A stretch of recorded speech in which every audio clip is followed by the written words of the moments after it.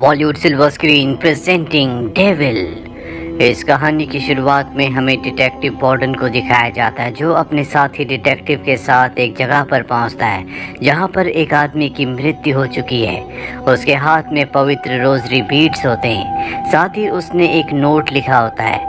दरअसल इसने अपनी जान खुद ली है क्योंकि इसने डेविल को महसूस किया होता है।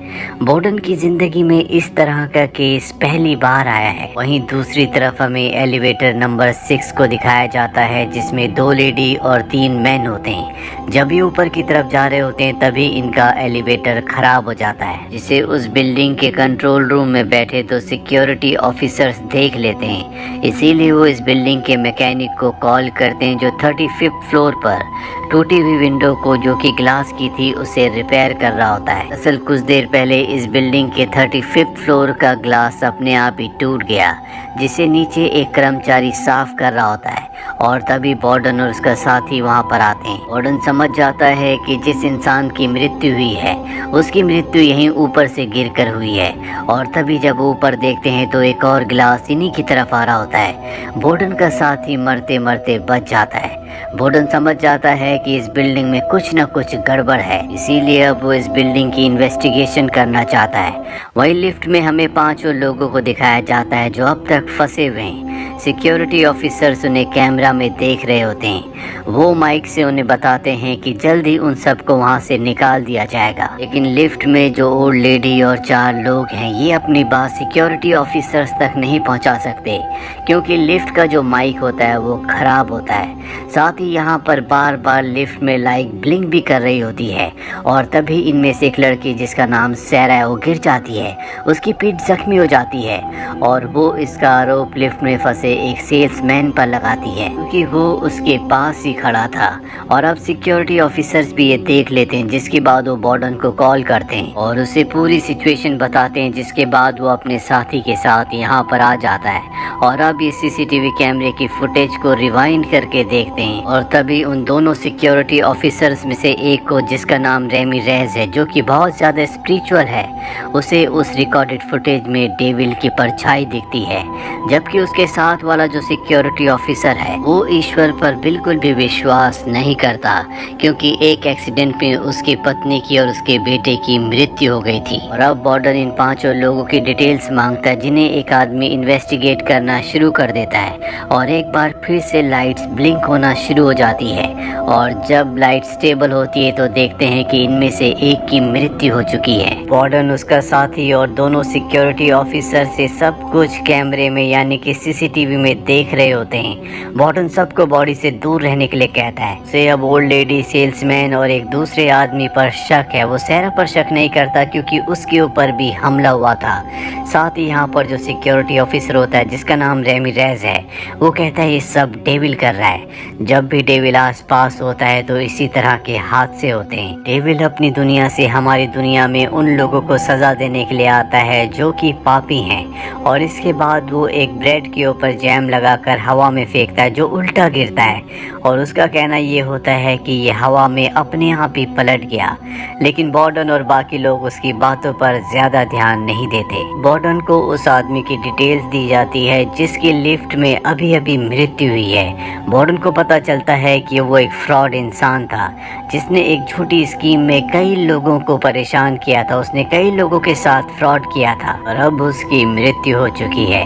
वहीं इस बिल्डिंग के मैकेनिक को दिखाया जाता है, जो ऊपर टॉप से अब नीचे 31st फ्लोर पर आकर लिफ्ट को रिपेयर करना चाहता है।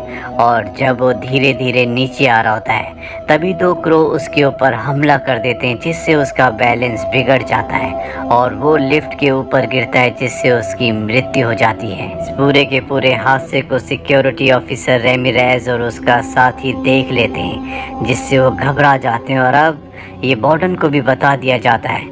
बॉर्डन किसी भी तरह से अब इन 4 लोगों को लिफ्ट से निकालना चाहता है, इसीलिए ऑर्डर देता है कि वॉल को तोड़कर इन सब को लिफ्ट से बाहर निकाल दिया जाए। रेमिरेज अब भी ये बोल रहा होता है कि आसपास डेविल है, वही सब कुछ कर रहा है। ये सुनने के बाद बॉर्डन अपनी जेब से एक नोट निकालता है, जिसमें लिखा होता है आई एम सो सॉरी। वो बताता है कि मेरी पत्नी और मेरे बेटे का एक्सीडेंट हो गया था, जिसमें उनकी मृत्यु हो गई, और जिसने एक्सीडेंट किया था उसने ये नोट वहाँ पर छोड़ दिया। मैं किसी डेविल, किसी ईश्वर पर कोई भी विश्वास नहीं करता। वो इन दोनों सिक्योरिटी ऑफिसर्स को कहता है कि मुझे पुराने रिकॉर्डेड फुटेज दिखाओ, और जब ये उसे देखते हैं तो लिफ्ट में फंसा हुआ एक लड़का जिसका नाम टोनी है, वो बैग लेकर इस बिल्डिंग के अंदर आया था, लेकिन अब लिफ्ट के अंदर उसके पास वो बैग नहीं होता, इसीलिए इन्हें उस पर शक होता है। और जब ये ओल्ड लेडी के रिकॉर्डेड फुटेज को देखते हैं तो उसने भी किसी के पर्स को चोरी किया था, यानी कि वो भी करप्ट है।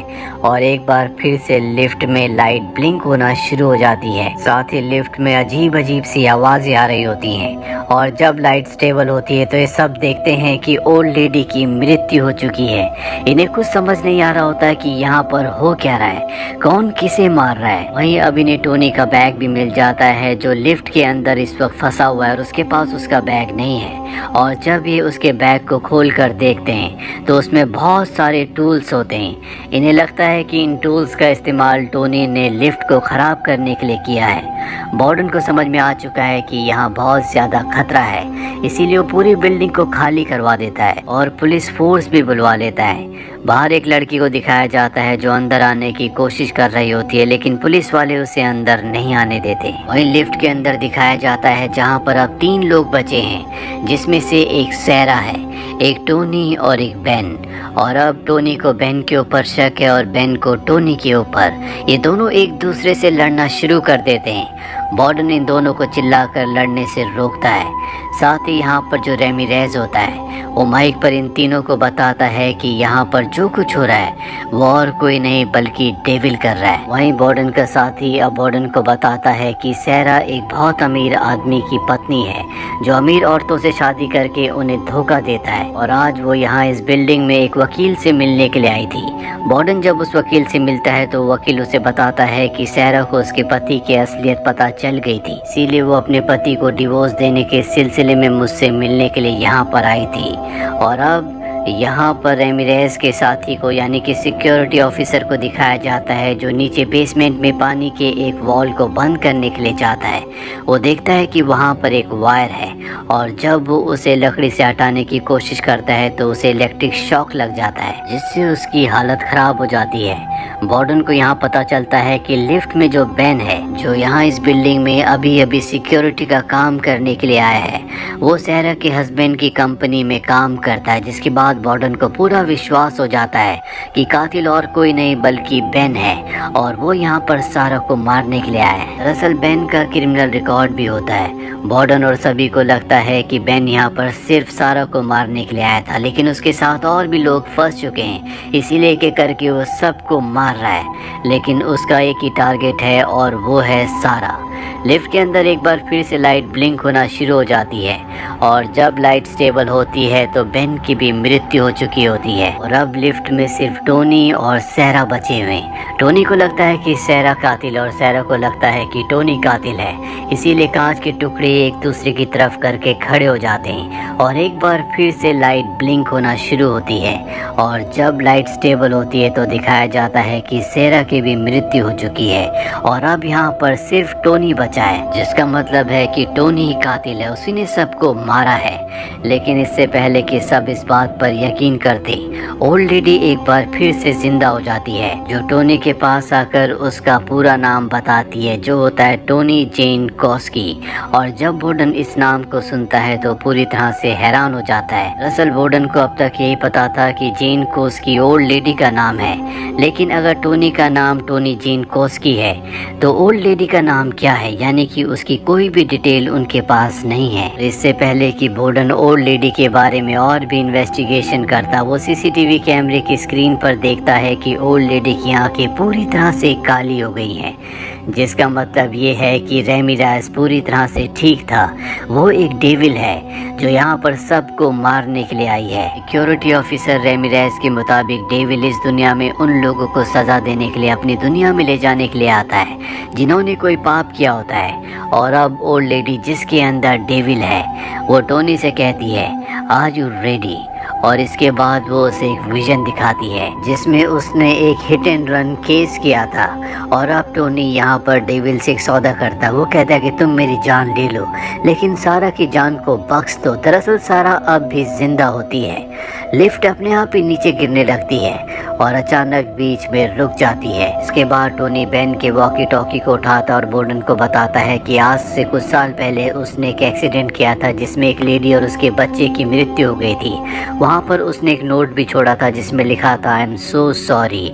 और ये सुनकर बोर्डन पूरी तरह से हैरान हो जाता है क्योंकि वो उसकी पत्नी और उसका बच्चा था। टोनी को अपनी गलती का पश्चाताप हो रहा होता है। वो बहुत ज़्यादा गिल्ट में होता है और अब उसने अपनी गलती को एक्सेप्ट कर लिया है, इसीलिए डेविल की पावर कम होने लगती है। इसके बाद एक बार फिर से लाइट चली जाती है जिसके बाद डेविल यहाँ से गायब हो जाता है। इसके बाद टोनी को लिफ्ट से बाहर निकाला जाता है। बोर्डन टोनी से कहता है कि मैं हमेशा तुम्हें पकड़ना चाहता था लेकिन आज जब तुम मेरे सामने हो तो मुझे पता है कि वो तुम्हारी गलती थी। तुमने जानबूझकर ऐसा नहीं किया था, इसीलिए मैं तुम्हें गिरफ्तार नहीं कर रहा। यहाँ पर डेविल का यानी कि उस ओल्ड लेडी का कोई भी नामो निशान नहीं होता। दरअसल टोनी ने जब अपने गुनाहों को कबूल किया तो डेविल की पावर पूरी तरह से खत्म हो गई और वो यहाँ से अपनी दुनिया में वापस चला गया। और इसी के साथ ये फिल्म, ये कहानी यहीं पर खत्म होती है। इस कहानी में हमें दिखाया गया है कि किस तरह से डेविल उन लोगों को सजा देता है जो बुरे काम करते हैं, दुनिया को धोखा देते हैं, और साथ ही डेविल उन लोगों को नुकसान नहीं पहुंचा सकता जो सच्चे हैं, जिन्हें अपनी गलतियों का एहसास है, जो अपनी गलती दूसरों के आगे कन्फेस कर लेते हैं। तो ये थी पूरी कहानी फिल्म डेविल की। उम्मीद करते हैं कि ये कहानी